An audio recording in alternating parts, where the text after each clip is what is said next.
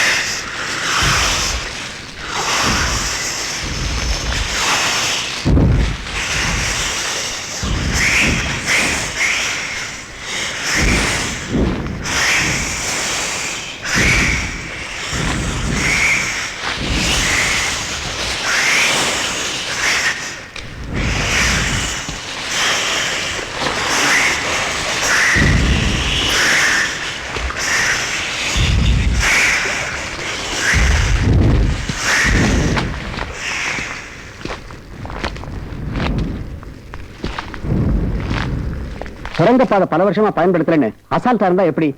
ஒருவேளை சிவா அந்த வழியா வந்தான்னா நிச்சயமா வர முடியாது சார். அங்கேயும் பலத்த செக்யூரிட்டி போட்டிருக்கோம்.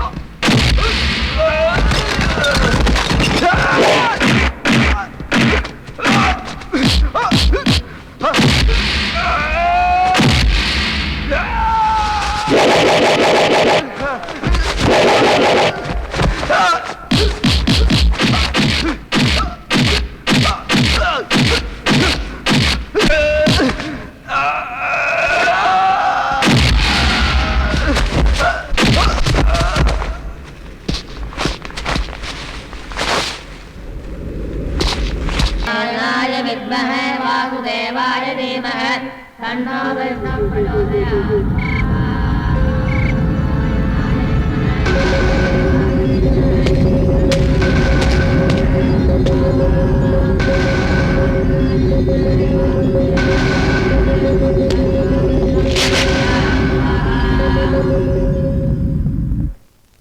நமஸ்காரம்.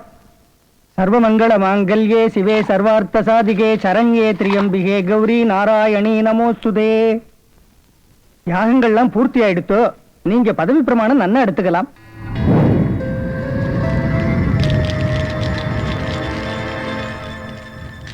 ஆர்கே எனும் ராஜ்குமார் ஆகிய நான்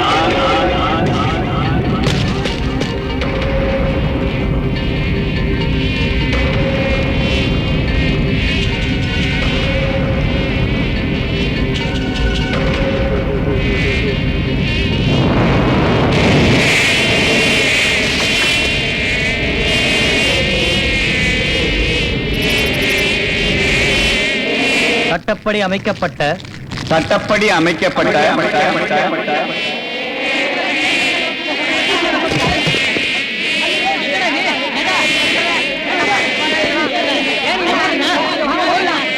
இந்திய சட்டப்படி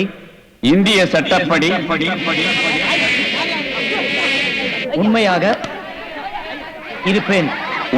இருப்பேன்.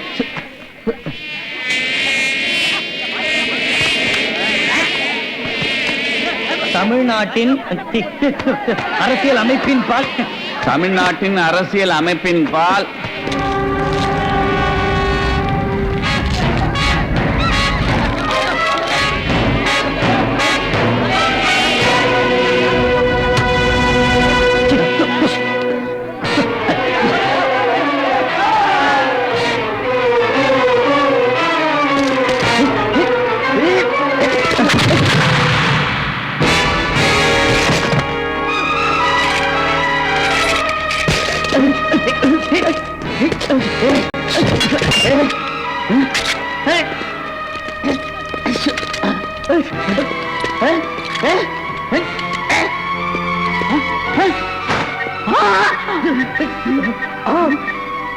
இங்க பாருங்க, இது பவர்ஃபுல் ஆர்டெக்ஸ் பாம். இந்த ரிமோட்டை பிரஸ் பண்ணா கோயில் உள்பட 15 கிலோமீட்டர் சுற்றளவுக்கு எல்லாம் வெடிச்சு நாசமாயிரும். நீ கேர்ஃபுல். அவங்களை நிச்சயம் சொல்லுங்க. அவன் பயங்கரமான ஆர்டெக்ஸ் பாம் வச்சிருக்கான். Go back. Go back.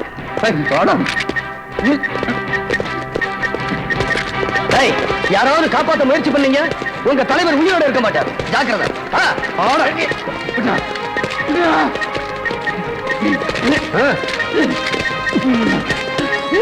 Commission இவனை சுட்டு சொல்லு. புரியாம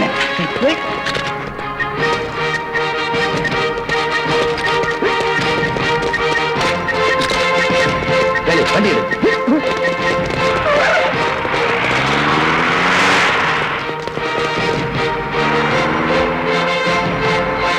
ஒரு முக்கிய அறிவிப்பு.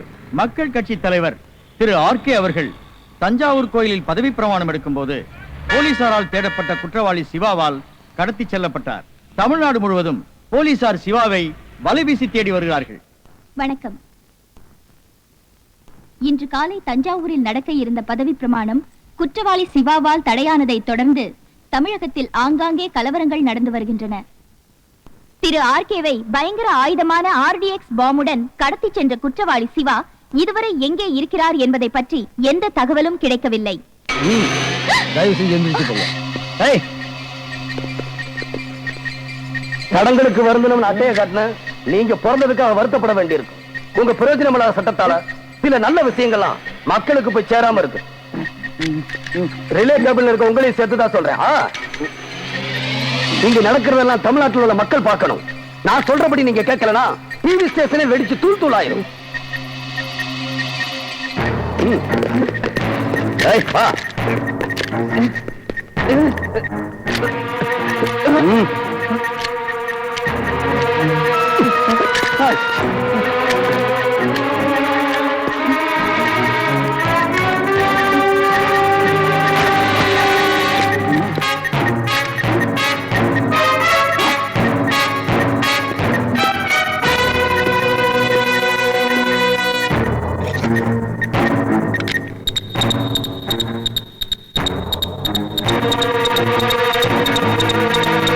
தமிழ்நாட்டோட தன்மானத்தை காப்பாத்த நான் நடத்த போற தர்ம யுத்தம் இது. நான் பேசுறது தங்கு தடை இல்லாம தமிழ்நாட்டு மக்களுக்கு போய் சேரணும். நோ டெலிகாஸ்ட் பண்ணாதீங்க. போலீஸ் தேடிட்டு இருக்க இந்த சமூக விரோதி பேச்ச கேட்காதீங்க. இங்க நடக்கிறத டிவில காட்டாதீங்க. இது மக்களுக்கு தெரியக்கூடாது. இந்த தமிழ்நாட்டுக்கு முதலமைச்சர் நான் சொல்றேன். இது மக்களுக்கு தெரியக்கூடாது. நெவர். நோ. முதலமைச்சரா? உனக்கு பதவி பிரமாணம் கூட நடக்கல. எங்க இருந்து நான் முதலமைச்சரா?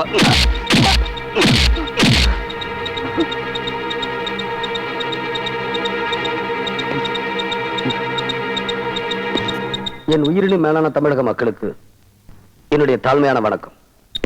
6 கோடி ஜனங்க ஓட்டு போட்டு தேர்ந்தெடுத்த ஒரு தலைவனை பதவி பிரமாணம் எடுக்க விடாம கடத்திட்டு வந்த குற்றத்துக்காக முதல்ல உங்க காலை தொட்டு மன்னிப்பு கேட்டுக்கிறேன்.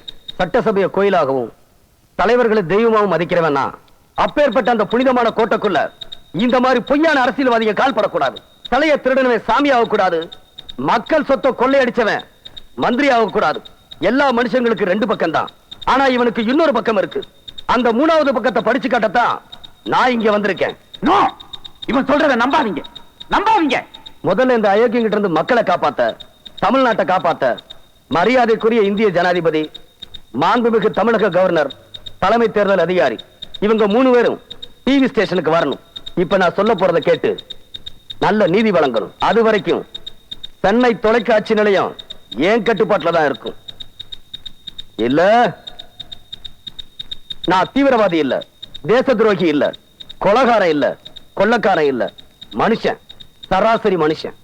எங்கேயோ ஒரு மூலையில எனக்குன்னு ஒரு உலகத்தை அமைச்சுக்கிட்டு சந்தோஷமா வாழ்ந்துகிட்டு இருந்த சாதாரண மனுஷனா என்னோட சாம்ராஜ்யத்துல என் தங்கச்சி சீதா தான் மகாராணி.